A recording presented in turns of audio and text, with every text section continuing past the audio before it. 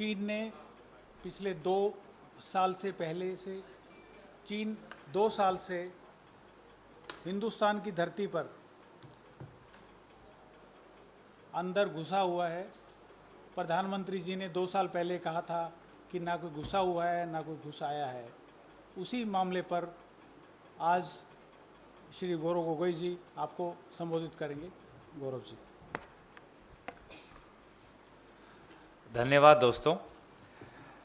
आप सभी को पता है कि 7 जुलाई 2020 को हमारे भारत के विदेश मंत्री जयशंकर जी और चीन के विदेश मंत्री वांग यी के बीच में बैठक हुई। इस बैठक के बाद भी जो बात विनीत पुनिया जी ने रखी कि पूर्वी लद्दाख को लेकर जो हमारी सीमा सुरक्षा को लेकर जो हमारी चिंताएं हैं, उन समस्याओं का आज भी कोई ठोस समाधान 7 जुलाई 2022 के इस मीटिंग के बाद नहीं निकला है। ठोस समाधान के विपरीत हम देख रहे हैं कि भारत सरकार की जो भाषा है, विदेश मंत्रालय की जो भाषा है, वो कमज़ोर हो चुकी है। जहां पर हमारी मांग, कांग्रेस पार्टी की मांग बहुत स्पष्ट है कि 5 मई 2020 से पहले भारत की सीमा पर जो स्थिति थी, वो स्टेटस को एंटी हमें चाहिए। ये हमारी स्पष्ट मांग है। लेकिन आज जो स्टेटमेंट आया, उस स्टेटमेंट में स्टेटस को एंटी को लेकर कोई हमने वहाँ पे विवरण नहीं देखा। वहाँ पे विपरीत ये लिखा है कि डिसएंगेजमेंट की बात की है कि सभी क्षेत्रों से चीनी सेना को पीछे हटाने का कार्य को पूरा करने के लिए कहा गया है। पर इस स्टेटमेंट के बावजूद भी हमने क्या देखा है कि वहाँ पर हमारे भारत की सीमा के उस पार चीन ने अपनी इंफ्रास्ट्रक्चर को बढ़ाया है। उन्होंने अक्साई चीन पर अपनी सेना की संख्या बढ़ाई है, 5G नेटवर्क लगाया है, 5 नए हेलीपोर्ट लगाए हैं, पंगोंग सो पर एक नया पुल लगाया है और उनकी जो वायुसेना की जो एक्टिविटीज़ है बढ़ गई है। इस संदर्भ में प्रधानमंत्री मोदी जी का ये सहमा हुआ शांत जो उनका ये व्यवहार है, इस पर कांग्रेस पार्टी प्रश्न उठाना चाहती है। क्यों आपने आज तक आपने अपने जो खुद का जो विवरण है, ना यहां कोई हमारी सीमा में घुस आया है, ना ही कोई घुसा हुआ है, इस स्टेटमेंट, इस बयान को आज भी आप कबूल करते हैं? इतना कुछ होने के बाद भी प्रधानमंत्री मोदी जी ने अपने इस बात पर कोई संशोधन नहीं लाए। क्यों? कहां गई आपका 56 इंच? कहां गई आपके लाल आंख? आज चीन का नाम लेने से इतना डरते क्यों? राहुल गांधी जी बार बार कहते हैं, ये 2 शब्द शायद प्रधानमंत्री मोदी जी पर भी लागू होता है, डरो मत। पूर्व में भी राहुल गांधी जी ने कहा है कि प्रधानमंत्री मोदी जी देश के नेता होने के कारण से उनको एक सशक्त नेतृत्व दिखाना चाहिए, लेकिन उनका रवैया सहमा हुआ है। वो सिर्फ अपनी छवि के बारे में सोचते हैं। भारत की सीमा सुरक्षा से ज्यादा उनको अपनी छवि प्यारी है, और इस छवि को बचाने में भारत सरकार के विभिन्न अंग उनके आपस में भी तालमेल नहीं रहा। अब उदाहरण स्वरूप रक्षा मंत्रालय ने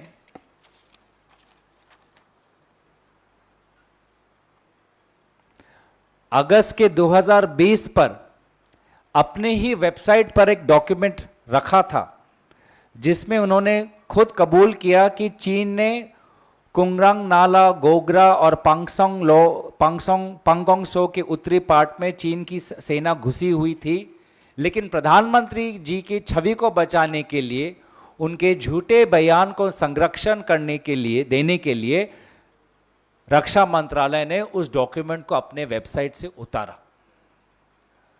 एक और उदाहरण जहां पर भारत सरकार प्रधानमंत्री की छवि बचाने में लगी हुई है, वो तब आता है कि जब नवंबर 2020 में मिनिस्ट्री ऑफ एक्सटर्नल अफेयर्स, विदेश मंत्रालय, यूएस की जो एक रिपोर्ट आती है कि चीन ने अरुणाचल प्रदेश में 100 घर बनाए हैं, तो विदेश मंत्रालय का कहती है कि इस बात का हमें संज्ञान है, और रक्षा मंत्रालय कहती है, उस समय के चीफ ऑफ डिफेंस स्टाफ कहते हैं कि ऐसा कुछ हुआ ही नहीं। तो ये कैसा संदेश दे रहे हैं कि रक्षा मंत्रालय एक चीज कहता है, विदेश मंत्रालय एक और चीज कहता है, भारत की प्रधानमंत्री कुछ और चीज कहते हैं, और वास्तविक स्थिति अलग ही है।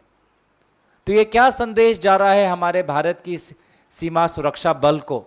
ये क्या संदेश जा रहा है हमारे भारत के नागरिकों को कि भारत के प्रधानमंत्री मोदी जी अपनी छवि बचाने के लिए राष्ट्र सुरक्षा को गिरवी रख सकते हैं?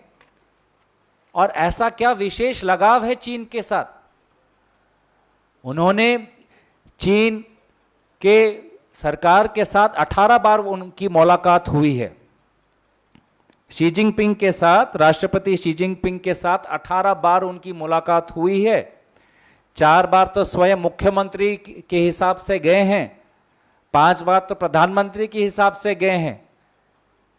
ऐसा क्या उन्होंने रिश्ता बनाया जिससे कि चीन आज तक भी ये कबूल नहीं करता कि उनसे कोई गलती हुई है? चीन आज भी हमारी सीमा सुरक्षा को गंभीर रूप से नहीं लेता। विदेश मंत्रालय जयशंकर और विदेश मंत्री वांग जी का अगर स्टेटमेंट पढ़े, उसमें तो हमारी सीमा सुरक्षा की जो विवरण है चीन के स्टेटमेंट पे भी नहीं है। चीन अलग विषयों पे बातें करता है, यूक्रेन की बात करता है, लेकिन भारत की जो सॉवरेंटी और टेरिटोरियल इंटेग्रिटी है उस पर उनकी कोई बात ही नहीं है। तो ऐसा चीन के साथ क्या रिश्ता है कि प्रधानमंत्री मोदी जी 18 बार मुलाकात करने के बावजूद भी कोई दबाव ही नहीं डाल पा रहे? चीन आज तक कबूल नहीं करता ये सीमा सुरक्षा गंभीर है। उनके पिछले मीटिंग के उनके स्टेटमेंट में कोई विवरण नहीं। तो हालात में परिवर्तन कब आएगा कि जब दूसरा पक्ष इसको एक गंभीर समस्या के रूप में लेता ही नहीं? और प्रधानमंत्री मोदी जी का इस विशेष रिश्ता का कारण क्या हुआ, क्या नतीजा क्या निकला? उल्टा प्रश्न उठता है कि क्या ये 18 मुलाकातों में ऐसा कोई बात हुई जिससे कि प्रधानमंत्री मोदी जी जो कहते हैं कि ना कोई घुसा है ना कोई घुसा हुआ है, ये स्टेटमेंट चीन के साथ मिलता है? ये स्टेटमेंट तो चीन का पक्ष बोलता है। तो क्या ये 18 मुलाकातों में ऐसी कौन सी बात हुई जिससे कि प्रधानमंत्री मोदी जी इतने सहमे हुए हैं और शांत हुए हैं इस मामले पर? तो कांग्रेस पार्टी की मांग बहुत स्पष्ट कि एक तो प्रेस वार्तालाप हो जिसमें प्रधानमंत्री मोदी जी, विदेश मंत्री जी, रक्षा मंत्री जी स्वयं उपस्थित होकर देश को संबोधित करें। मांग नंबर 2 दिवसीय चर्चा हो पार्लियामेंट के अंदर। मांग नंबर 3 की जो पार्लियामेंट कमेटी ऑन डिफेंस है उस पे एक डेडिकेटेड ब्रीफिंग वहां पे होनी चाहिए ताकि वास्तविक स्थिति क्या है लोगों को पता चले। मांग नंबर 4 कि चीफ ऑफ डिफेंस स्टाफ का जो पद आज भी रहस्यजनक खाली है उसको जल्द से जल्द वहां पे एक व्यक्ति को नियुक्त करें। और मांग नंबर 5 कि अग्निवीर ये स्कीम से हमारी भारतीय सेना में एक बहुत गलत संदेश गया है नाम नमक निशान की संस्कृति को इसने दुर्बल किया हुआ है। आर्मी के लोग, वायुसेना के लोग, नौसेना के लोग जो रिटायर्ड हुए हैं, उच्च स्तरीय पद पर हैं, उन्होंने इस स्कीम की आलोचना की है।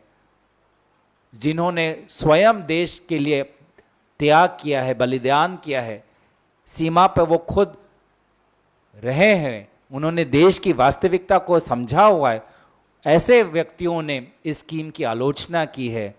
तो इस स्कीम को जल्दबाजी में देश पर ना थोपे और इस स्कीम को वापस ले। तो ये 5 हमारी मांग बहुत स्पष्ट है। I'll quickly summarize in English. On 7th July 2022, the Foreign Minister, External Affairs Minister Jaishankar ji met his Chinese counterpart, the Foreign Minister Wang Yi, but their discussion did not yield any substantive outcome. Instead, the language was diluted, where the Congress party always demanded status quo ante will post status quo ante 7 May 2020. This statement, the recent statement, only highlights on disengagement and does not refer to status quo ante. And we have seen that Prime Minister Modi, I did not say this in Hindi, but Prime Minister Modi, I think because he likes acronyms, we also want to give Prime Minister Modi ji an acronym, the famous movie of DDLJ. DDLJ for Prime Minister Modi and the BJP party being deny, distract, lie, and justify. Deny, because Prime Minister Modi ji himself denied that no Chinese intrusion has taken place. He himself has said, ना यहाँ कोई हमारी सीमा में घुस आया है, ना ही कोई घुसा हुआ है. Distract, because in various cases the government, the various ministries are opposing each other.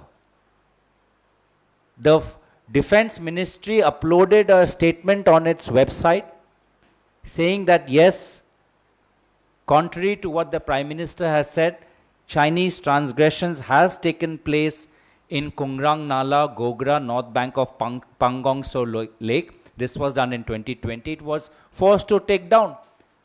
On such a matter of importance, the Ministry of Defense uploaded a statement, and obviously it got a rap and it put down the statement. Similarly, another example where ministries of Government of India are at odd ends with each other is that in November 2020, Ministry of External Affairs took note of a United States report that China had built 100 homes in a disputed territory in Arunachal Pradesh. But the Chief of Defense Staff said that nothing such has happened. So Ministry of External Affairs says we have taken note, we have taken cognizance, and the Ministry of Defense, the then Chief of Defense Staff, says nothing of this sort has happened. So this kind of contradiction we are seeing only exists in Government of India only to protect the Prime Minister Modi's self-image and his ego.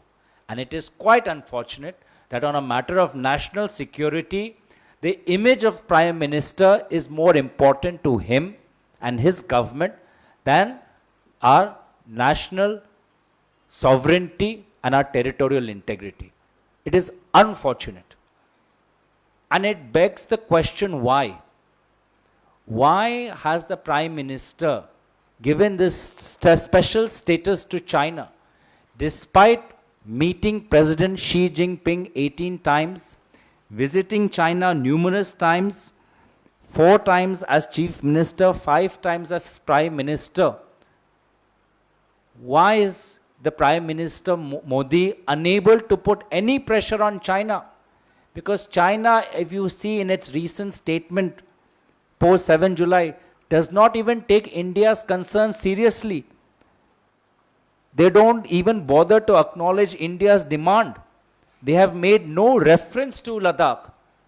And that is why we feel that the recent meeting between Jaishankar and Wang Yi was failure. It did not yield any substantive outcome. And all of this is because Prime Minister Modi's image should not be affected. And therefore, our demand is very simple, that many reports have stated that China has built its military infrastructure in an unprecedented manner in Aksai Chin.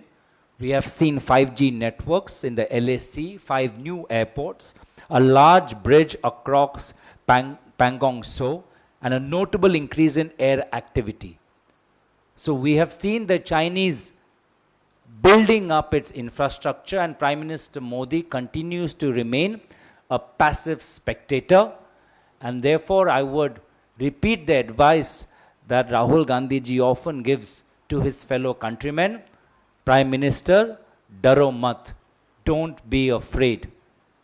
Take the Chinese threat seriously and head on. And at the end of this press conference, at the end of my suo motu statement, we have 5 specific demands. Demand number 1 is that there should be a press conference in which the Prime Minister, the Defense Minister, and the Foreign Affairs Minister, all 3 should speak in one voice and present the truth and nothing but the truth to the people of India. Demand number 2, a 2-day special discussion in the upcoming Parliament session. Demand number 3, a dedicated session on the Chinese secure threat on our border in a Parliament Standing Committee on Defense. Demand number 4, the position of Chief of Defense Staff continues to remain vacant. We request the Government of India to appoint the most appropriate person at this post of Chief of Defense Staff. And demand number 5, the recent Agniveer scheme should be withdrawn back. Many leading military commentators, experts, retired senior officers from the armed forces, air forces, and Indian Navy have criticized this scheme. These are the people who have actually served at our maritime borders, at our physical borders. They know the situation on the ground. If they are criticizing the scheme, then the Government of India should not be in a haste. Prime Minister should not value his ego over our defense forces, and this scheme should be withdrawn. So that's my opening statement. And if you have any questions related to this subject, अगर आपके कोई भी प्रश्न इस संदर्भ में है, तो मैं उन प्रश्नों का उत्तर देने के लिए हाजिर हूँ.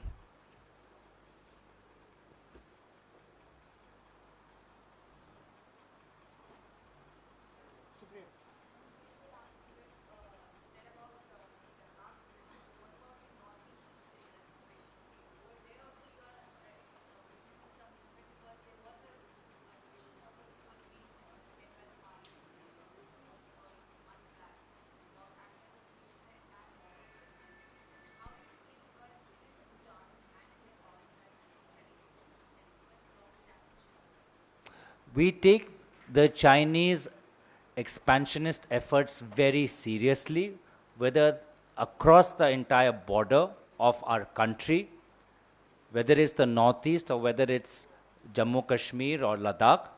I think the Government of India's approach has been extremely weak.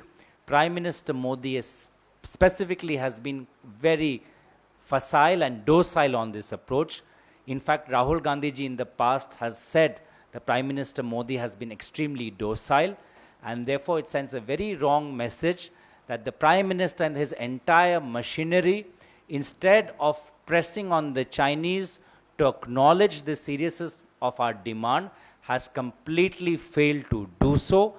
It is a matter relating to India's territorial integrity and sovereignty, yet China continues to ignore the scale of this issue, did not even mention it in his statement in the most recent meeting between the Foreign Affairs Minister of India and his Chinese counterpart.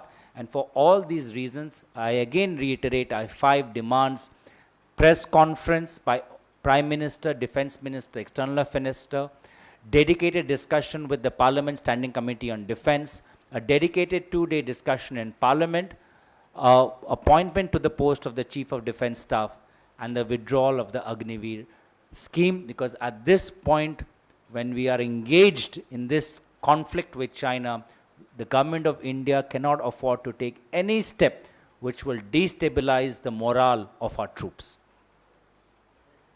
Okay, thank you. कुछ और sorry, on this I am just really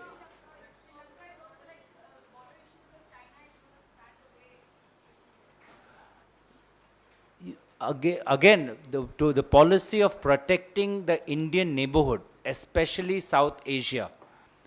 That is part of our defense policy. That is the one of the core principles of India's foreign policy. And whether in our maritime neighborhood or in the physical neighborhood of across Jammu Kashmir, Ladakh and Northeast India, Government of India continues under Prime Minister Modi to remain a passive spectator, and it is shameful, and therefore I reiterate our demands. Prime Minister Modi, as Rahul Gandhi ji said, stop being docile, don't be afraid, address the nation to a press conference, correct, modify your earlier statement that no one from the Chinese side has entered, have a discussion in Parliament, have a briefing in the Standing Committee, withdraw the Agniveer scheme, appoint the post of Chief of Defense Staff, and tell the truth to the people of this country. Do not send mixed signals, do not speak in mixed voices.